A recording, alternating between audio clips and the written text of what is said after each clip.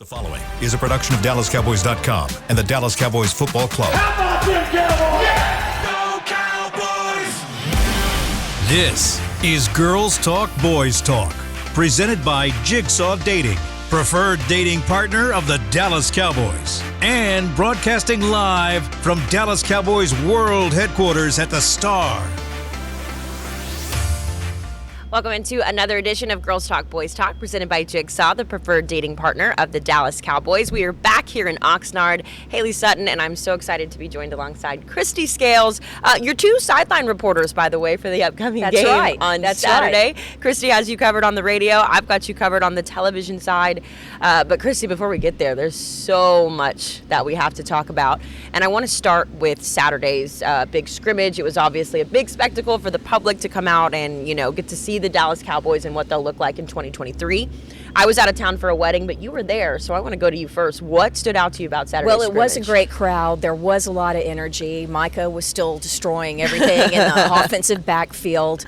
But what stood out was negative, and that was the atrocious field goal kicking. So in the session, it was really bad and cost one of the younger players here his job, as Tristan Vizcaino was released yesterday, and Brandon Aubrey has won the open kicking competition. For now, we're going to talk more about that as we go along, but missing 5 out of 6 between the two kickers, that was a real negative. But some of the young guys that still continue to stand out, Jalen Brooks, the rookie receiver, just another outstanding I love Jalen Brooks. Yeah, just doing well. Mozzie showing off his strength. That was really good.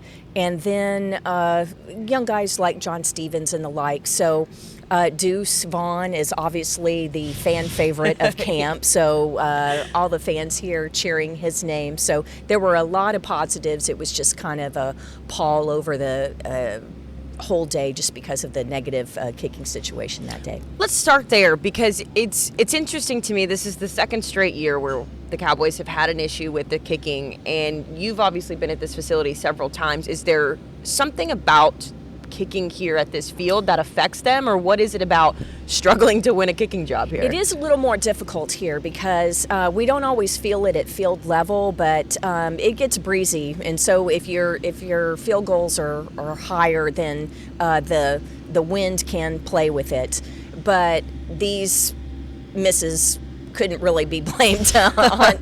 Trying to give them the benefit of the doubt, Kristi. One was off the right upright, and the others weren't really close. And it's really bad when you're getting a Bronx cheer from the fans when you finally make the final one. But I think it's just so similar to last year where you had two relatively unproven guys, one definitely unproven. Just a reminder, when we opened training camp last year, the two kickers were the rookie from Texas Tech, Jonathan Garibay, and then Liram Hajrullahu, who had kicked in the CFL and was a journeyman and had been with some NFL camps and had been with the Cowboys previously. But and then they ended up signing Brett Maher on August 9th. After a workout because it was not going well between the two more untested guys. But I think what's different this year is they want Brandon Aubrey to have as many kicking opportunities as possible, not just in the preseason games, not having to share those, but even here at camp, sharing those reps. So I know a lot of fans are thinking, they're going to bring in a veteran right away, and I really see it more as they're going to give Aubrey a chance to prove himself through the remainder of at least this portion of camp and certainly in the preseason games. And while I know that anytime we're watching a football game, we're not rooting for the offense to stall in the red zone or stall when they get, in the plus 40, but seeing extra field goal opportunities and also seeing how Aubrey does on the kickoffs, I think is important during preseason. I agree. I think it's challenging. I mean, I know it's the nature of the job, right? Everybody's here trying to win a spot, whether it's a starting spot, whether it's a roster spot, special teams, whatever it is. But to your point, it is challenging when you're kicking and, you only get so many kicking opportunities here at practice, and then in games they're limited. So I think it'll be good for Brandon to, kind of hone in on being the guy, at least for right now, give him that experience to, get a feel for what it's like to be the starting kicker. And something that I didn't know about him, I looked into his stats a little bit more yesterday. He was fantastic in the USFL. Absolutely. He missed one field goal, was perfect on all his PATs, so I'm sure that was music to Jerry Jones' ears, especially after last season. So yeah, I think he brings a lot to the table. And it's really the word of Chris Boniol that carries the weight. And I know Fossil said that John Fossil, the Cowboys special teams coordinator, they've been following him very intently through probably the midpoint of the USFL season, I believe he said. But I mean, it's an inspiring story, a hometown guy, that would be great. But I'd like to share one statistic that I think is super, super important, because in a league like the NFL, where the talent is pretty even, across the board, maybe not at certain positions, but through all 32 teams, but it's a razor thin margin. And it's usually just a few catalytic plays that determine the outcome of the game. Last year in particular, the margins were razor thin. So last season, throughout the NFL, how many games do you suppose were determined by 3 points or less? The year before, it was 23%. Okay. Last year, it was higher. I was going to say, I would guess 27. Okay. Yeah, that's a little over. high, 27. Actually, by 7 points or less, it was actually 52%. Okay. So one score games, 8 points. 8 points would be one score, right, with a 2-point conversion. Info. So 58%. So when you have 27% of games decided by 3 points or less, interestingly, the Cowboys only had 2 games that were decided by 3 points or less. One of those was the overtime loss at Jacksonville. Yep. I'm sorry, that was 6 points. It was the loss at Green Bay. That just shows you what it can be, the difference between making the playoffs. It can be the difference between winning your division. Or continuing on in the playoffs. Absolutely. I thought it was interesting too how Jerry kind of backed everything that we're talking about. You know, how he gets involved in the little media scrums after practice. But he kind of said that yesterday. He said, we're leaning more towards sticking with the younger guys. We want to give Brandon an opportunity. So I'm excited. I'm excited for him as the resident soccer player for the Dallas Cowboys. I'm really excited to pick his brain and kind of talk about his soccer background, and getting drafted and playing in the MLS, I think, is really exciting too. It just makes him more of an interesting character. Well, I asked him yesterday, I said, is there an analogy between kicking a field goal and a penalty kick in soccer? And he's like, yeah, it's just you and the ball and the target.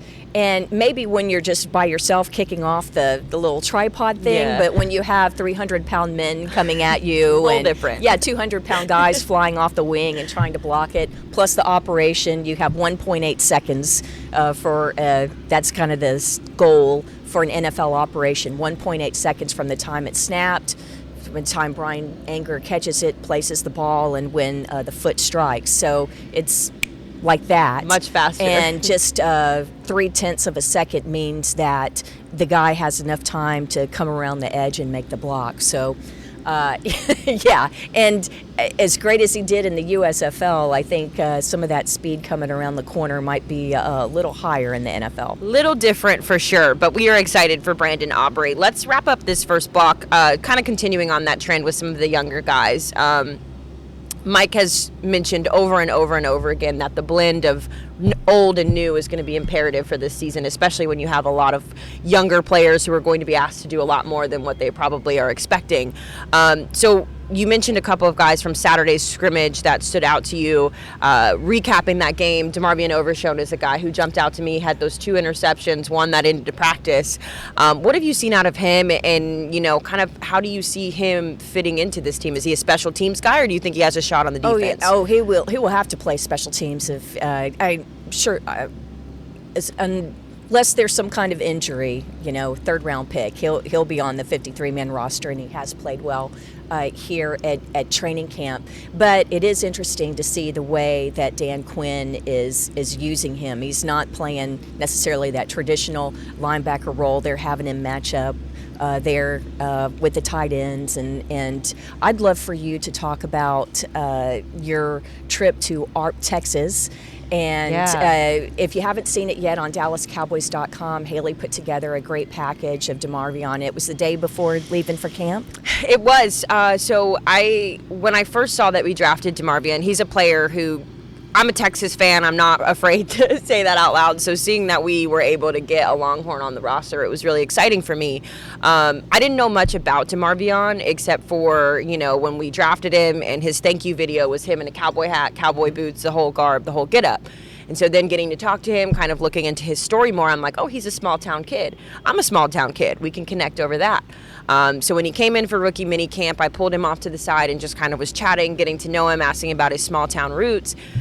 And out of nowhere, I just said, can we come to your hometown? And I think it kind of caught him off guard a little bit. He's like, come to my hometown? I was like, yeah, I would love for people to understand, the analogy of him being a cowboy growing up his whole life. And then he goes to a school like Texas where their mascot is a Longhorn and agriculture is very big there. And then gets drafted to the team that he's grown up watching, grown up loving his whole life. So we ended up running a little short on time. We scheduled the interview day for Saturday before we left for training camp. So essentially it was the Saturday before he was going to drive up to Frisco to then fly out here.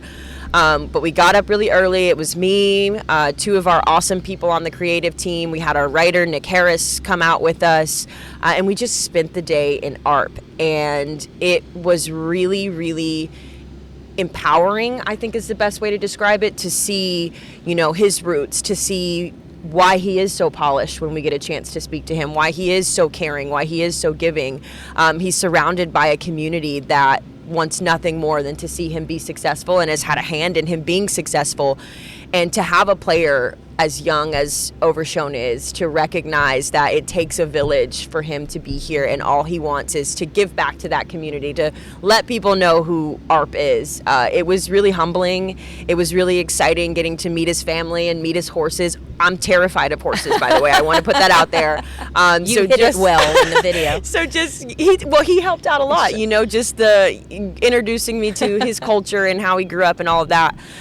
It was really exciting, and I'm just glad that everybody gets an opportunity to see that side of him, because he's an awesome football player. And great family. 4 generations of the family there. And you get to see them all together, and they're so proud. And he's so proud of them and representing his hometown. So. Yeah, it's definitely a pride thing, and you can tell, like, everywhere we went, it was so funny. We hopped in his car, and he was kind of just giving us a tour of ARP. He was pointing out different things, and the one constant was he drives a big green pickup truck, like bright electric lime green, and every time we would drive by somebody, you would see them wave, and he would do the wave. We pulled into the downtown, and he'd wave. We were at his high school, and all these kids kept coming up to do their summer workouts, and just getting to see him before he left.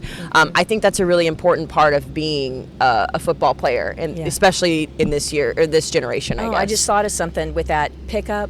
I think you should do it next year, but add in some carpool karaoke, since James Corden's gone and not doing that anymore. That would be awesome. Yeah, it would have been fun.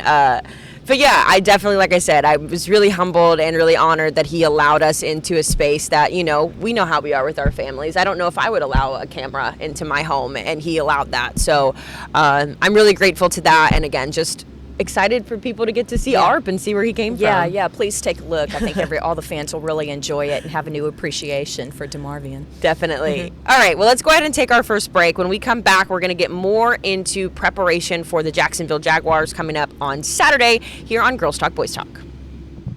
At Jigsaw Dating, we obviously want the Cowboys to bring that 6th ring home. But to be honest, we're more focused on finding the person who will put a ring on your finger. That's why we created a dating app that reveals your face through meaningful conversation, so you can date deeper. Because it's personality that matters the most, not looks. Join Jigsaw Dating today, dating partner of the Dallas Cowboys.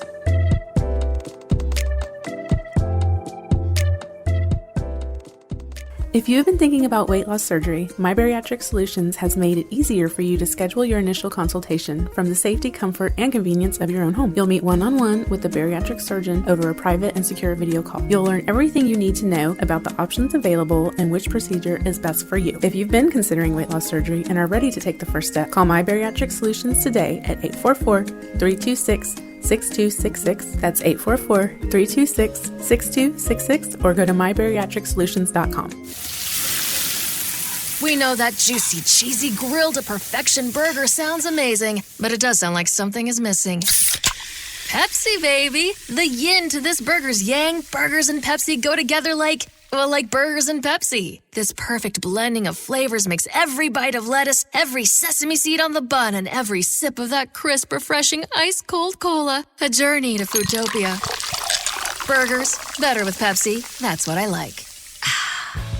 Hi, I'm Danny McCray, Dallas Cowboys alumni player here with Smoothie King. And Smoothie King wants to ask you, what's that sound?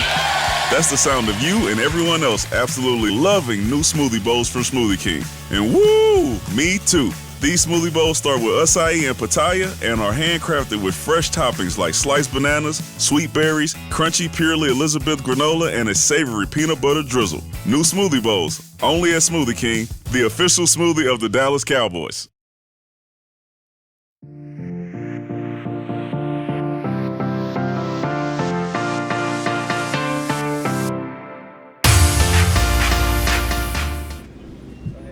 Welcome back to Girls Talk Boys Talk, presented by Jigsaw. Want to join the NFL's first and only high-energy co-ed dance team and drum corps? Dallas Cowboys Rhythm and Blue drumline auditions will take place at Next Step Dance at the Star in Frisco on August 27th at 2 p.m. For more information and to register, you can visit dallascowboys.com/DCR&B. And Kristi, you know better than I do, but I love those dances. They get it. Yeah, and the drum line. My husband played drums in high school. Do you think he should? Maybe I should get him out there, and then we could be at the game together on game days. So no, and Jenny Durbin, they do a great job. DCR&B. I know you've done a lot of events with them this summer, and but the drum line really helps bring the spirit. So we hope everybody comes out and helps. See if they can be part of that crew. Yeah, definitely an organization that if I was a little bit more musically inclined or dancing inclined, I would be a part of it. But I'm not. I like to talk about football, which is why we're here. Let's get into game week, because obviously there's a new energy, I guess, at practice this week with them prepping for a game as opposed to, going through progressions. Mike McCarthy told us yesterday they're hoping to get through install 7 and 8 by Wednesday so that they can put a bow on it and be ready to play for Jacksonville. But there are a couple of changes, and the first one I kind of wanted to talk about that our producer Chris Beam mentioned is the NFL referees being out here. We saw some laundry on the field yesterday at practice. Hopefully we get that addressed before Saturday. But if you could just kind of explain the importance or the significance, I guess, of having those NFL referees out here. Sure. Well, the Cowboys have officials at every single practice, whether it's OTAs, but they're normally local college or high school officials, mostly college officials. But it's very common, the league has done this for many years now, where they will take the crews and send them to each of the NFL camps. They'll be there for 2 to 3 days. So this week, the Cowboys have referee Sean Smith's crew. And it's not just to be here at practice. What they do is they do a presentation to the entire team. There's a video that is updated every year by the NFL that goes over specific rule changes.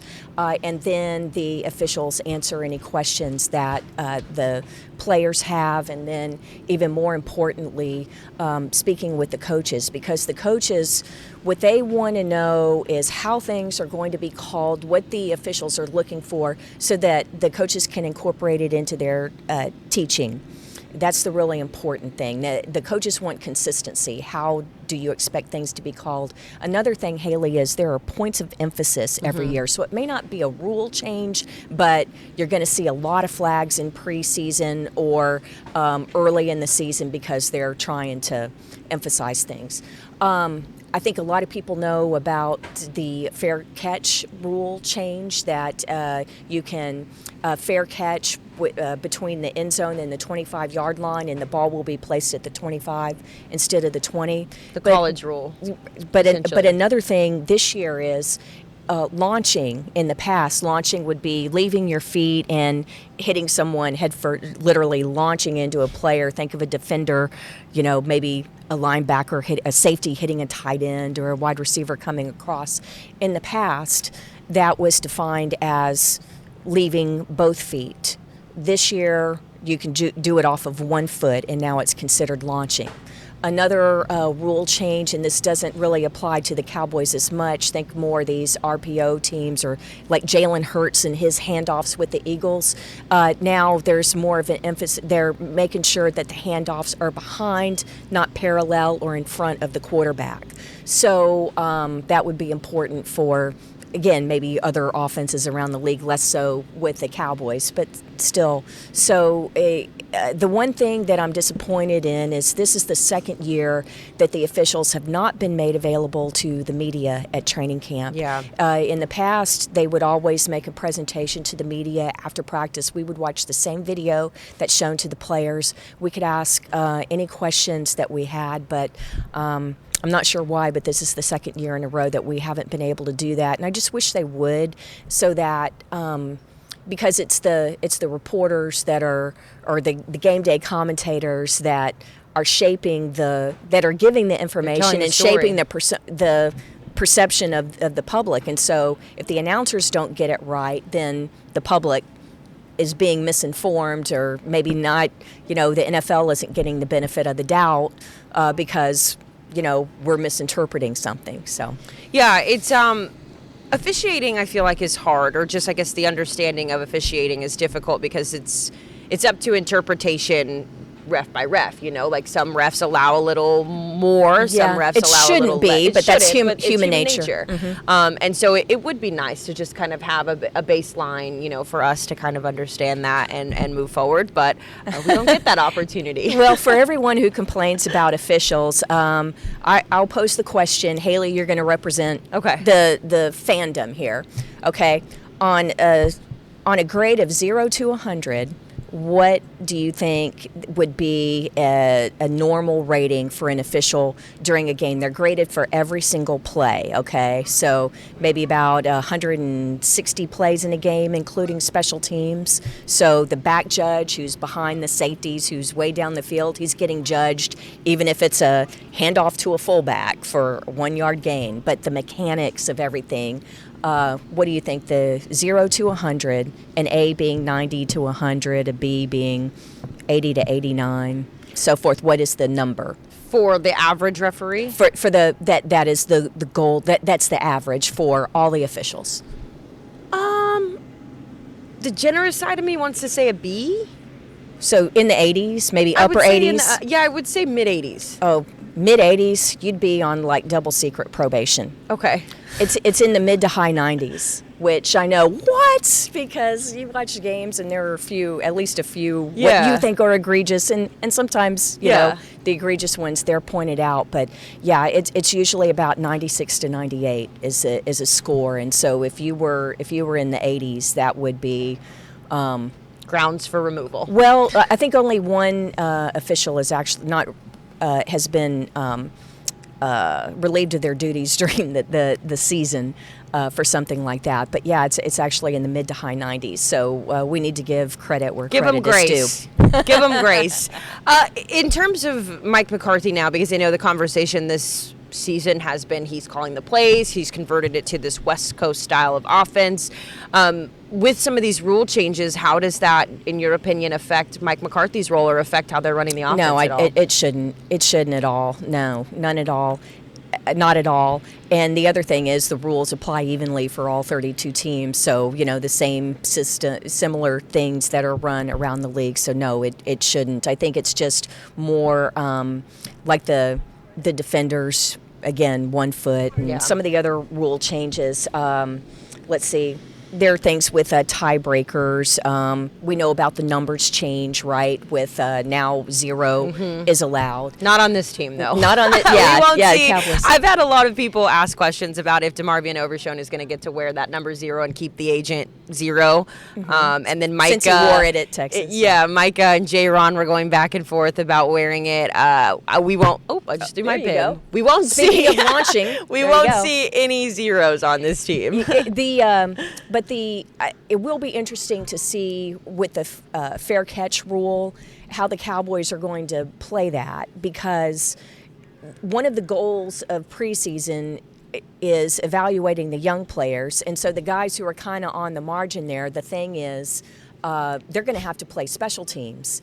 And so you want to be able to see if they're able to effectively cover kicks. And then, of course, the other team, you want to see them on kick return. So will there be anybody taking fair catches between the 25 and 20? Because you want to see coverage. Yeah, I remember when that rule first came out, the question was how it was going to affect Kevontae Turpin. Are we going to get to see those electric returns that we got to see last year from him? But he's also been a guy that I've been very pleasantly surprised with. So I am not concerned, not one bit, about Kevontae fitting on this team. He has had a very solid camp at receiver, and it's not just the jet sweep, or it looks like he had specific packages last year that he was involved in, and we don't get. They're not showing everything at camp. They're certainly not going to show everything in the preseason game, but safe to say it will be more expanded opportunities for Kevontae Turpin this year. Yeah. I've been very, very, very impressed with him. We've got a few more minutes here in the second block. Let's dive into the offensive line a little bit because we still haven't seen Zach Martin. I'm not sure if we will at this point in California. We're running out of time. But the positives that Mike McCarthy has talked about is that, it's given a lot of players an opportunity to see time and giving them an opportunity to continue to shift around, figure out who works best there. One of the things Mike did mention yesterday is that they're still working on the run blocking. But just from your vantage point, this offensive line, what do you think we can expect on Saturday? Yeah, well, you can see the young guys. I would obviously no Terrence Steele as he's still working back. Probably no Tyron Smith. I wouldn't play Tyler Biotish. So I think we'll see a lot of Matt Farniak and Brock Hoffman and then Alec Lindstrom. But let's see what Josh Ball does in a preseason game. He's the one that's been playing right guard in place of Zach Martin, first team. Edoga, who was signed in free agency, will likely start at left tackle. Awesome Richards has been playing backup guard, so we'll see a lot of him. Matt Wiletsko, who we hadn't seen a lot of. So these are really golden opportunities for these guys. Who in particular are you looking for? Let me ask you first. Yeah. Would you play Tyler Smith in the preseason this year? See, I am under my thought process with the preseason is I don't want my starters playing the whole game, obviously, because that's ridiculous. But I would like to see some, a little bit of what we can expect from the roster. So I wouldn't mind seeing Tyler Smith. In fact, I would like it at least for a series or two just to kind of get a feel of what to expect and to also have a little bit of support in an offensive line that has a lot of moving parts. I know it's preseason, but the best way, in my opinion, to prepare for that is to be as consistent as possible. So I would like to see Tyler Smith. I'm okay with Tyron resting a little bit. I'm okay with some of those other changes, but I'm mostly looking forward to the return of Zach Martin, hopefully. It's been kind of disappointing that we haven't seen him out here, and it feels like there's no motion, and so I think that's my biggest concern going into the season. What is it, $750,000 now? The way $50,000 a day? Yeah, the way I equated it was every day that Zach is not here, he has purchased a very nice luxury car. Yes. And that is an insane thing to me to think about. Yeah, then Jerry Jones did speak with media after practice yesterday coming off the field and said, basically they're treating it as if, it's not here. It's as if a player's injured and not here and you have to move forward. And so he said publicly what, some of us have been hearing.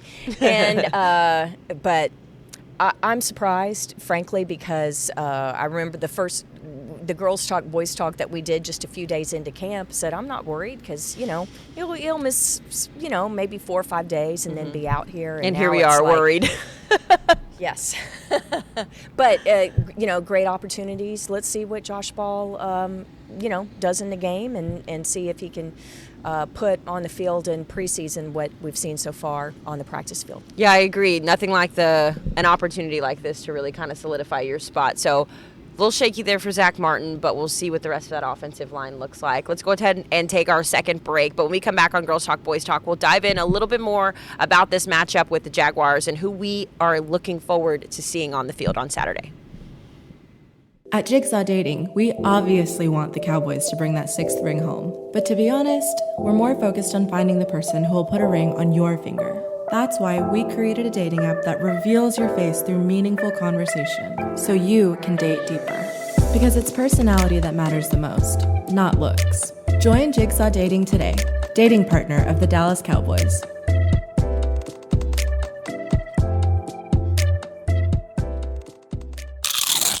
You know that sound anywhere. It's the crisp crunch of that first nacho chip. With its perfect cheese to sour cream ratio sitting atop a layer of delicious beans, it's a sip away from perfection.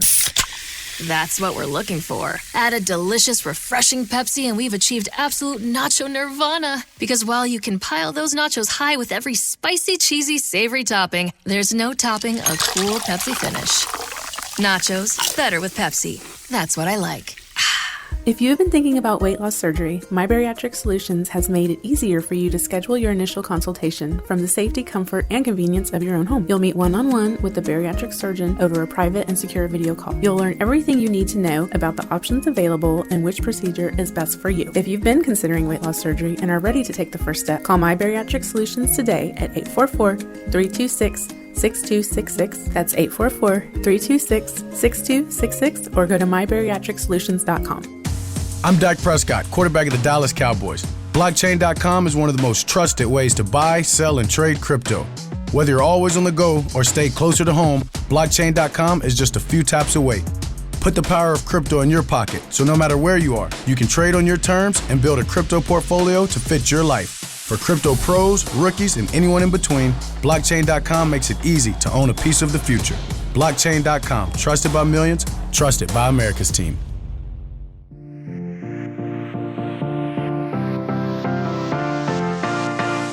Final few minutes here on Girls Talk Boys Talk, presented by Jigsaw, and you can join us at the Miller Lite House at AT&T Stadium on October 7th and 8th for world-class barbecue. Ooh, this is speaking my language. From pit masters across the country, while enjoying live entertainment and libations at Q Barbecue Fest in Dallas. This October, the only thing hotter than the Dallas Cowboys will be 30,000 pounds of brisket, chicken, pulled pork, and ribs smoking at the Miller Lite House when some of the biggest names in barbecue come together at the Q Barbecue Fest. Tickets are on sale now at SeatGeek.com, the official ticketing provider of AT&T Stadium.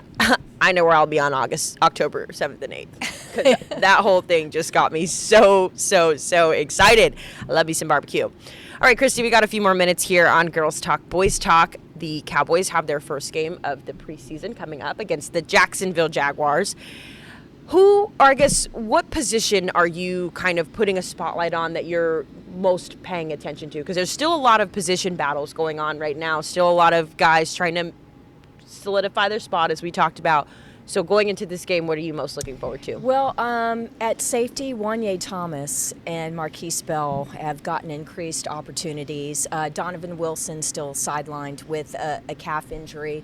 And I don't know if you're going to play Malik Hooker or, I don't need to see J-Ron Kearse and Malik Hooker. No. And if they play, please let it be just one series. But it's not just how a guy like Wanye Thomas, who second-year player, was on practice squad last year, that they perform on defense, but how they're utilized in special teams. So the way to know if the coaches like a young guy and if he's has a real chance to make the 53-man roster is how they move up the depth chart on special teams, right? And so when a guy like Malik Davis, running back last year, when he's getting reps as the personal protector and the like, then that tells you, here's a young guy that they like and has a chance to maybe, if not the 53, the practice squad. And then, of course, Malik ends up being a contributor towards the end of the year last year. So that, I can't wait to see wide receiver and see if the Jalen's can carry There's over. so many of them I can't Brooks keep up. and Tolbert, see if they can carry over to preseason action what they put on the field here. So those are a few that pop into mind. And I know we talked earlier about Deuce Vaughn and Overshown, but who are you looking at? I'm excited about the Jalen's, and I'm excited about all three of them, Tolbert, Cropper, and Jalen Brooks. Yep. with Jalen Brooks, I've been very high on him, since we drafted him. I had a chance to kind of talk to him off to the side, again, at rookie minicamp. And Jalen Brooks is a guy who is not unfamiliar to kind of carving his own path in a new environment. He has played, I think, at 4 different colleges throughout his career before finally getting to South Carolina, 7th-round draft pick. But I actually went back and watched my interview with him the other day, and I didn't notice it at the time, but he is so on, if that makes sense. He gets it. He understands his strengths. Yeah. He understands what he brings to the table. And I know a lot of players say, oh, I'm versatile, right? But he knows what he's versatile at. And you've seen it out here on the field. He's made some of the best catches, I think, some contested catches that have been really impressive. We joked last week, I've been calling him kind of a baby pony because I think he's still kind of coming into his body a little bit and just kind of refining those movements, getting a little bit more into what it's like to be an NFL wide receiver. But I'm really excited for him. But I'm also very proud of Jalen Tolbert because he was very open and very honest about how last year was a struggle for him and why it was a struggle for him. He had a hard time connecting with Dak Prescott. He had a hard time learning the playbook coming from South Alabama. And so to know that he was frustrated and wanted to be better last year, went into the offseason, made it a priority to get to know Dak, to spend time with him in the Dak yard, to work with some of the other wide receivers and the tight ends this summer. You see all of that now here on the practice field. So not only am I excited for Jalen Tolbert, but I'm really proud of him as well. And then Jalen Cropper is a guy who, if I'm honest, I didn't really know much about him coming into camp. And after day 1 of practice at camp, you almost had to learn more about him because he's a fantastic kid. I actually chatted with his family yesterday in the hospitality suite, and their family is mostly 49ers fans. They have a couple of Cowboys fans in the family, and so they were really excited. But I was talking to his dad, and he's like, yeah, the only way that we're going to root for the Cowboys is for a situation like this. So we're really happy. We're really excited for him to be here. But he's also a guy who's very speedy, very shifty, and he's made some really great catches as well. He's done a lot of the CD where he's tried to grab them one-handed. Yes. I can't wait for him to bring one of them down. Yeah, he has shown flashes here, and that's what you have to do as a rookie from Fresno State, by the way, so California guy. Fighting Deron Bland's, baby. So from Northern California. So, and it is fun to see the families here and to get to visit with them. But yes, all 3 of those Jalens, mature, and to your point about Jalen Brooks, he's from outside of Charlotte, North Carolina, and began his college career at Wingate. So, and then comes to Texas to play at Tarleton State, and then COVID wipes out the season, and then lands at an SEC school at South Carolina. But so mature and well spoken. So, yeah, that's the thing. We get to visit with these young guys, and you really pull for them. And the good news is that one of the positive things that came out of COVID, even though it wiped out a lot of college seasons, it gave guys an extra year or 2 to stay in school. And these young guys that are coming in, really the last 3 seasons, a little bit older. Not necessarily. I mean, some are still 21 years old, but just more mature. An extra year or 2 in college to refine their skills. Those who are in big programs, with expansive playbooks and the like, so it's not so overwhelming as some of these young small school guys who have more catching up to do. Yeah, right? let's talk about Deuce Vaughn too. It cracks me up anytime he gets the ball because you mentioned he's a fan favorite. The fans here have been calling him the people's choice. Oh, yeah. So every time he gets the ball, there's a specific group, and they're always like, Deuce Vaughn, you're the people's choice. But to me, and I love Deuce, I love how the Cowboys will hopefully incorporate him into the offense. But as we've seen with the pads, it's not going to be easy for him. I mean, I think there was a video that went out yesterday of him trying to block DeMarcus Lawrence. And Tank just kind of like, scoop, goodbye. Yeah. I mean, if you're Deuce, how do you fight through that? How do you stay confident in knowing that you can still contribute on the team? Well, DeMarcus Lawrence does that to a lot of people. Yes. And not just guys who are listed at 5'6", Sometimes I still don't believe that because it shouldn't be looking eye to eye with a running back. But yeah, and it doesn't matter what your size is. You're still a human speed bump when you're trying to pick up someone rushing off the edge or coming right up the A gap. But I'll say what the coaches say. He just has to use his leverage. The thing is, he's already got the leverage. So he's hard for everyone to see. But at the same time, that also works to your advantage. Mm-hmm. What hurts you as a blocker can help you because you hear the defenders saying we can't. He's hard to find. We can't see him. Behind the line. I joked with Coach McCarthy yesterday and said they need to bring back the Landry shift, not just to kneel down in the victory formation at the end, but when the linemen go up and come back down. That's what they did under Coach Landry. And what it did when the linemen did that, that's when Tony Dorsett would move pre-snap, and so it basically was hiding the running backs in the formation from the defense. So I'm not saying that McCarthy said, "Oh, that's a good idea." I'm not saying he's going to use it, but whatever. I think he was just humoring me. But wouldn't that be hilarious? Yeah, no, it would. And then if you did it, they're like, "Oh, they're going to run it to Deuce," and then you just pop it over the top at that point. But it's tough, but the thing is, I did talk with Jeff Blasco, the running backs coach, about this, because one thing that Mike McCarthy had said in one of his early press conferences here at camp was some of the changes with his offense. It has to do with the pass protection of the tight ends and the running backs. So, but then he moved on to another topic. So I went to Coach Blasco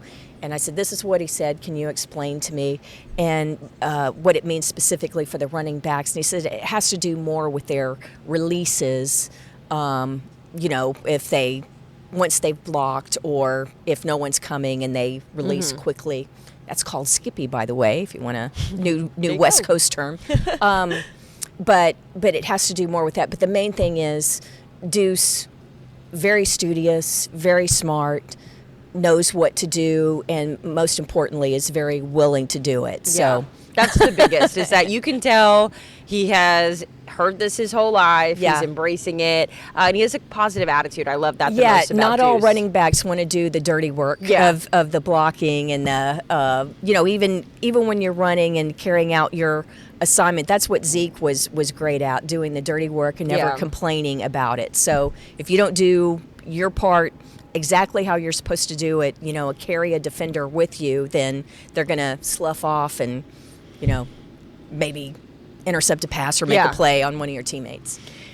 Well, that, Kristi, is all the time that we have here in Girls Talk, Boys Talk today, but I always appreciate your insight. It always goes so fast. It always goes so fast, but I love getting to pick your brain and just kind of learn from you. So I'm excited for your radio call on Saturday. I'll see you on the sideline Saturday afternoon. All right, well, that'll do it for this edition of Girls Talk, Boys Talk, presented by Jigsaw. We will see you guys on Thursday. This has been a production of DallasCowboys.com and the Dallas Cowboys Football Club. How about this, Cowboys? Yeah!